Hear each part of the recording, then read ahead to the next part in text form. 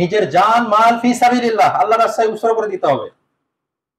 আর তোমাদেরকে উদ্দেশ্য করে বলি, তোমার দিন সর্বশ্রেষ্ঠ দিন। ইসলাম হচ্ছে কি সর্বশ্রেষ্ঠ দিন। এজন্য তোমরা দিনের ব্যাপারে গভীর জ্ঞান অর্জন করবে। আকীদা, ফিকহ, উত্তম চরিত্র, লেনদেন, এই সমস্ত ব্যাপারে তোমরা জ্ঞান অর্জন করবে। রাসূলুল্লাহ সাল্লাল্লাহু আলাইহি ওয়াসাল্লামের জীবনী পড়বে, সাহাবা একরামের জীবনী পড়বে, ইসলামের গৌরবময় ইতিহাস পড়বে। তাহলে তুমি বুঝবে তুমি সর্বশ্রেষ্ঠ জাতি, তুমি বিজয়ী জাতি, তুমি বীরের জাতি। আরেকটা বিষয় শোনো, আল্লাহ সুবহানাহু ওয়া তাআলা তোমাকে ইহুদি, খ্রিস্টান, বৌদ্ধ, হিন্দুর ঘরে জন্ম না দিয়ে মুসলিম ঘরে জন্ম দিল কেন? আজকে রাতে গিয়ে চোখ বন্ধ করে এইটা ভাববে যে আল্লাহ সুবহানাহু ওয়া তাআলা কেন আমাকে মুসলিম ঘরে জন্ম দিয়েছেন। আমাকে ইহুদির ঘরে জন্ম দিতে পারতেন, বৌদ্ধর ঘরে জন্ম দিতে পারতেন, হিন্দুর ঘরে জন্ম দিতে পারতেন, খ্রিস্টানের ঘরে জন্ম দিতে পারতেন। কেন দেননি? না দিয়ে মুসলিম ঘরে জন্ম দিয়েছেন কেন? এর উত্তর কি?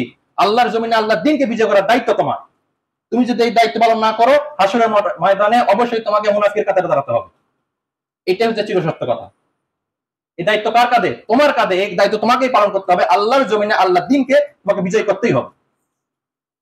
এজন্য নিজের জান মাল সবকিছু আল্লাহর রাস্তায় উৎসর্গ করে দাও। এটা হচ্ছে জীবনের সফলতা।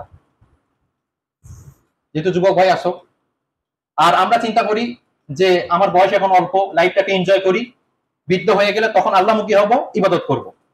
এই নিশ্চয়তা তোমাকে কে দিল? কে তোমাকে বলে দিল যে তুমি বৃদ্ধ বয়স পর্যন্ত হায়াত পাবে? কে বলে দিল তোমাকে? আজকে তোমাকে যখন আমরা বলি, অনেক যুবক ভাই আছে যে ভাই এখন তো অল্প বয়স, লাইফটাকে এনজয় করি, একটা সময় ইবাদত করে বয়স হয়ে যাক, তখন আমরা ইবাদত করবো, আল্লাহমুখী হব। ঠিক কিনা ভাই?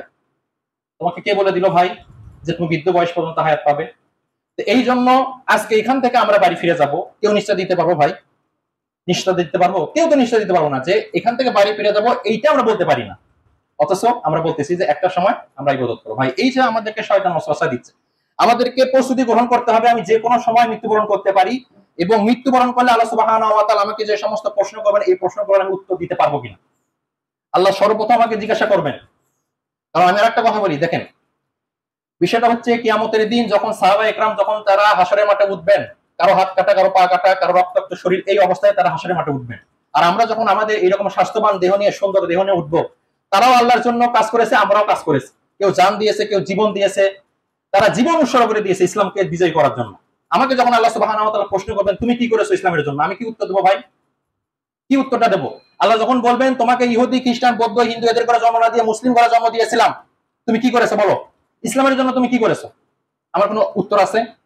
কোনো উত্তর আমি দিতে পারবো? কোনো উত্তরে আমি দিতে পারবো না, আমি ওখানে তো ফেল।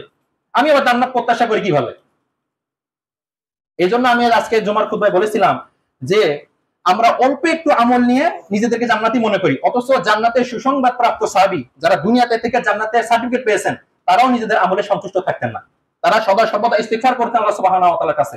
ইভেন আমাদের রাসূল সাল্লাল্লাহু আলাইহি সাল্লাম, তিনি দৈনিক কমপক্ষে 70 বার আল্লাহ সুবহানাহু ওয়া তাআলার কাছে ইস্তিগফার করতেন, ক্ষমা প্রার্থনা করতেন, অথচ তার পূর্বের এবং পরের সমস্ত গুনাহ মাফ ছিল। অথচ আমরা সামান্য একটু আমল নিয়ে মনে করি আমরা জান্নাতি। ভাই এই কনসেপ্ট থেকে বের আসতে হবে, এবং একটাই টার্গেট থাকতে হবে, ফি সাবিলিল্লাহ, নিজের জান মাল আল্লাহর রাস্তায়। টার্গেট একটাই, জান্নাত কিভাবে হাসিল করা যায়। এই দুনিয়া অল্প একটু সময়, এই দুনিয়া অস্থায়ী, চিরস্থায়ী হচ্ছে আখিরাত।